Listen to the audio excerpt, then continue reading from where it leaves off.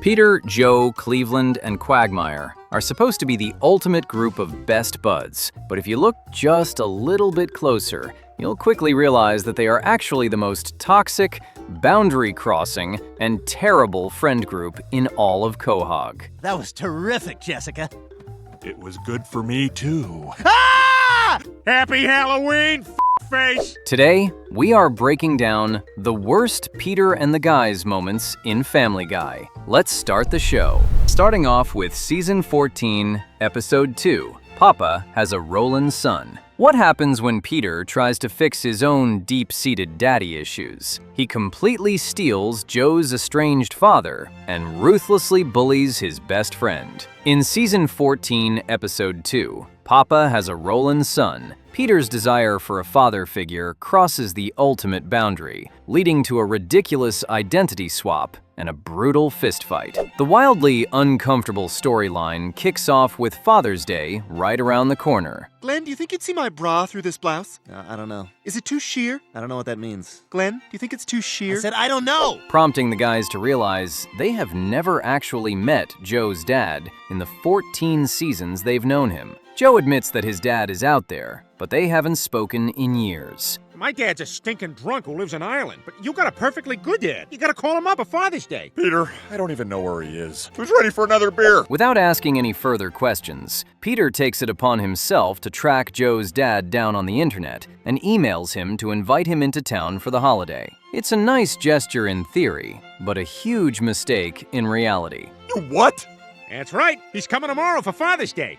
You shouldn't have done that, Peter. My father's not going to be happy to see me. Joe is absolutely furious, explaining that ever since he was a little kid, his dad constantly made fun of handicapped people. Because of his dad's fierce intolerance, Joe never even told him about his paralyzing accident. I never told him! Aw, Joe, don't cry. It's gonna make me cry. Ah! I cry like Snoopy! Out of fear. Since it's too late to cancel the visit, the guys have to come up with a plan to hide Joe's disability from his father. Hide the fact that I can't walk. Peter, that'll never work. It's worth a try. Come on, Joe, don't be so negative. You're like a Boston fortune cookie. Their initial ideas are absolutely terrible, like tying Joe to a wild horse.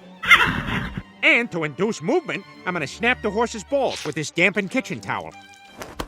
Ah! Oh my God! Eventually, Peter pitches a simpler, yet infinitely dumber plan. He and Joe will just trade places. Peter, I don't know about this. It seems like a bad idea. Look, Lois, Joe is one of my best friends. All right, I'm only doing this to help him. Peter confidently claims that since Bud hasn't seen Joe in years, he won't know the difference. Wearing a corset to look a bit more voluptuous, Peter greets Joe's dad, Bud, who immediately comments, "I barely recognize you. Put on a little weight, haven't you?" While Peter plays the role of Joe, Joe is forced to pretend to be Peter. Why is Mr. Swanson coming? And why is he dressed like Dad? Almost immediately, Bud launches into a string of terrible insults toward Joe, wondering aloud how long it will take Gumby to get into his car. You would think Peter would defend his friend, but suffering from his own massive daddy issues, Peter actually joins in on hurling insults at Joe.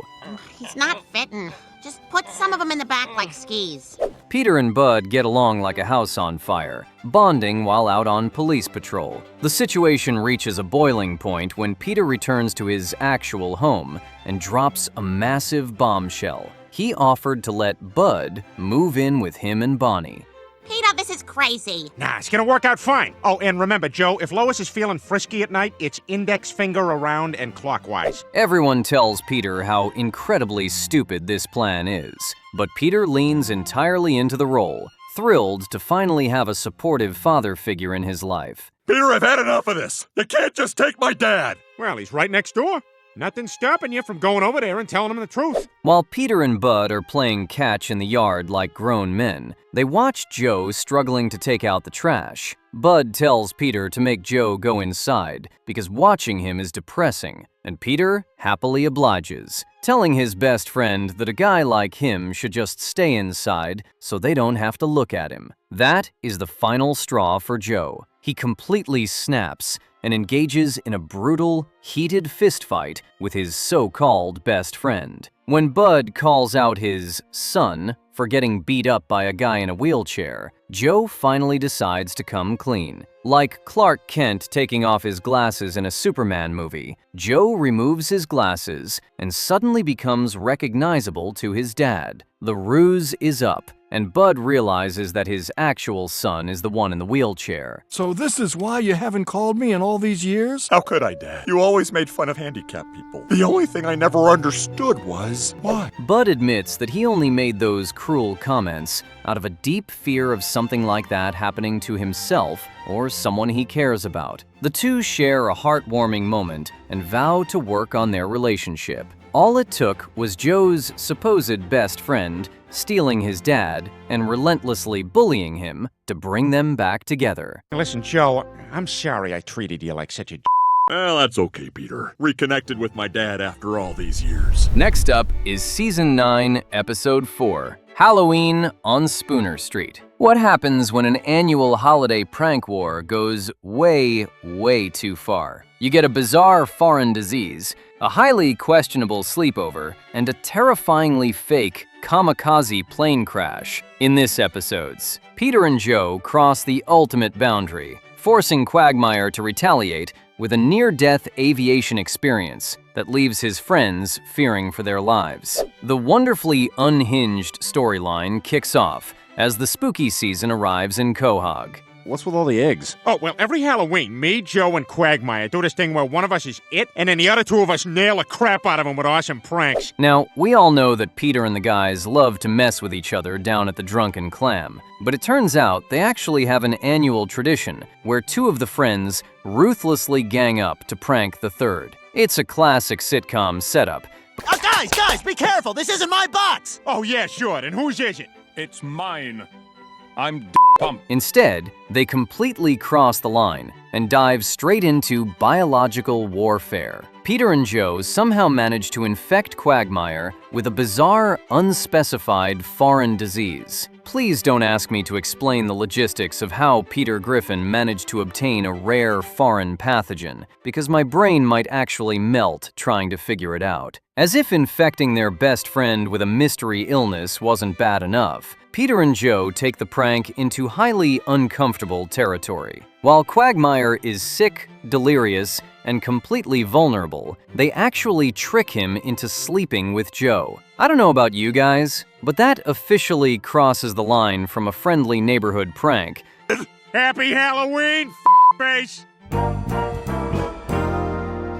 Hey, get away! Just get away from me, Peter! Into something that probably requires a heavy police investigation. With friends like these, Quagmire really doesn't need any enemies. I don't know, you guys. This is my job, and I can't have you fooling around getting into trouble. Hey, when the hell do I get into trouble? Naturally, Quagmire isn't just going to take this massive level of humiliation lying down. If Peter and Joe want to play dirty, Quagmire is ready to play deadly. It's an old Japanese Zero.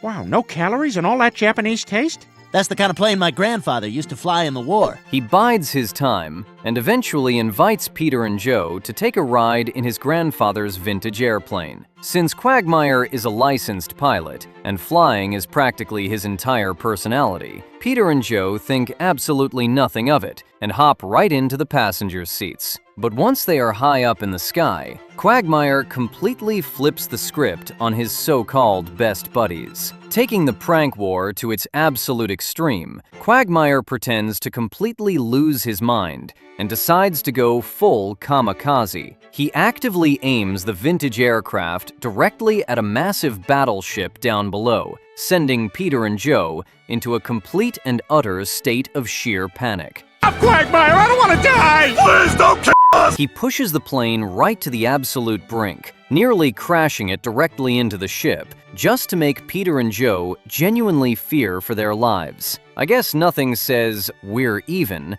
quite like making your friends think they are about to die in a fiery metal-crunching explosion. Talk about an extreme reaction. But after enduring biological warfare and waking up next to Joe, can you really blame Quagmire for going the extra mile to terrify them? Pranks on you, assholes! I'm not Japanese! That was for making me have with Joe, you sons of You guys actually had Next up is Season 10, Episode 17, Forget Me Not. What happens when a little case of amnesia instantly turns the guys into paranoid murderers ready to take each other out? You get a terrifying look at just how fragile their friendship really is. In this episode, Peter, Joe, Brian, and Quagmire mysteriously wake up in an abandoned hospital, and their true paranoid colors are quickly revealed. The wildly unpredictable storyline kicks off when Stewie makes a bold wager that Brian and Peter aren't really true friends, but simply just two guys who happen to live in the same house. To prove him wrong, Brian heads out to the bar with Peter and the guys for a regular night on the town. However, before they can make it to the Drunken Clam, they see a strange car approaching them that actually turns out to be a blinding flash of extraterrestrial light. After getting mysteriously flashbanged, Peter, Joe, Quagmire, and Brian all wake up in a hospital with absolutely no memory of who they are or what their lives were like. They wander outside only to discover that the entire town is completely deserted. Where is everybody?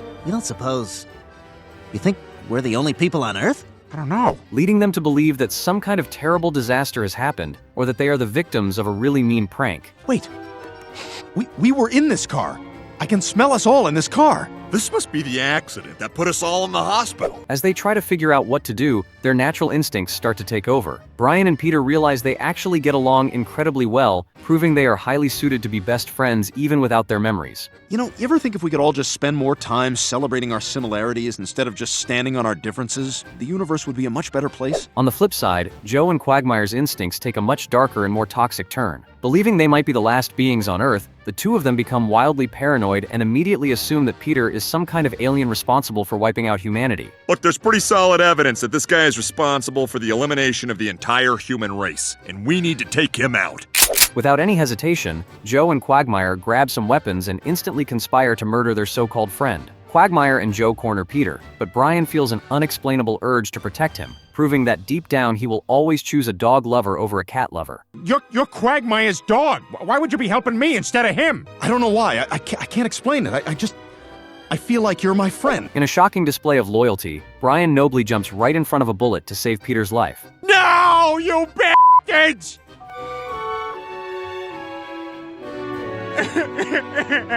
But right before things get too tragic, the biggest twist of the episode is revealed. It was all just a simulation created by Stewie. It turns out Stewie put them all in this simulated world just to test whether or not Peter and Brian actually considered each other friends. Remember our little argument about whether you and Peter were actually friends? But I was wrong.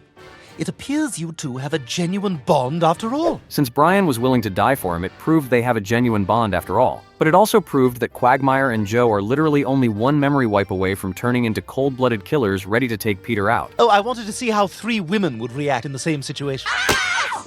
They've only been in there for 3 minutes. Haven't even tried to figure out each other's names yet.